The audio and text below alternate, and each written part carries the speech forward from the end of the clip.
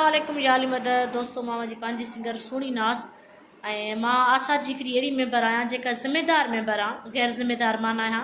ऐं जेके बि दोस्त मुंहिंजे लाइ चवनि था त सोनी नास मार्फत वठी न वई आहे बग़ैर मार्फत जे प्रोग्राम ते वई आहे सिर्फ़ु पैसनि कमाइण लाइ त उन्हनि जी इहा ग़लति सोच आहे। मां मार्फत वठी वई आहियां अहिड़े माण्हुनि जी मार्फत वरिती आहे जेकॾहिं मां तव्हांखे हुनजो नालो ॿुधाईंदमि त तव्हां यकीन न कंदो परेशान थी वेंदव ऐं मार्फत वारा ई कमु करनि था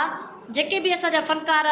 राति फ़नकार खजी विया आहिनि ख़बर पई आहे उन्हनि खे ख़बर बि सोनी नास आहे 2 ॾींहं अॻु में वाक़ियो थियो आहे त उन्हनि खे प्रोग्राम ते इन साइड वञिणो ई न हुयो त हे वरी बि कश्मीर साइड प्रोग्राम ते विया आहिनि ऐं उतां खजी विया आहिनि ऐं जेके बि फ़नकार शिकारपुर खां परियां घोसपुर खानपुर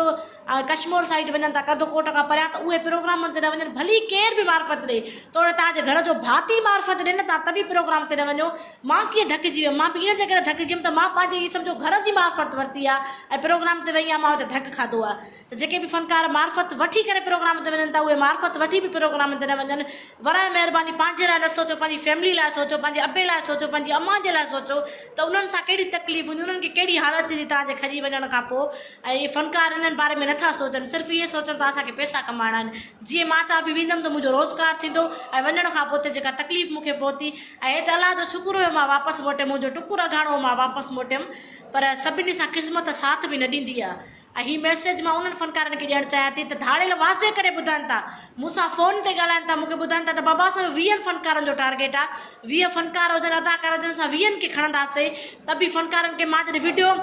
वीडियो साज़ंदा हुजनि असां उनखे खणंदासीं। जॾहिं मां वीडियो अपलोड कयां थी पंहिंजो KTN न्यूज़ ते मूं बयानु ॾिनो आहे सभिनी चैनलनि ते ॾिनो आहे त बाबा पंहिंजो बचाव कयो मां कल्ह को ॾींहुं कल्ह 2 ॾींहंनि खां अॻु में मां वापसि मोटी आहियां त वरी फ़नकार राति उते विया आहिनि खजी विया आहिनि सोचो उन्हनि जे घर में केॾी तकलीफ़ हूंदी उनजे घर वारनि सां केॾी हालत हूंदी उनजी माउ खे उनजे बचनि खे केॾी तकलीफ़ हूंदी शायदि तव्हांखे हिन ॻाल्हि जो अंदाज़ो बि न हूंदो। मुंहिंजे हिन मैसेज खे आम मैसेज करे ईअं डिलीट करे न छॾिजो हिन मां मैसेज पिराइजो ऐं जिन नसरी नास खे अगवा कयो ऐं जेके बि इन साइड फ़नकार अगवा थी विया आहिनि सभु इहा हिकिड़ी गैंग आहे सभु इहे फ़नकार हिकिड़ा ई माण्हू अगवा करनि था।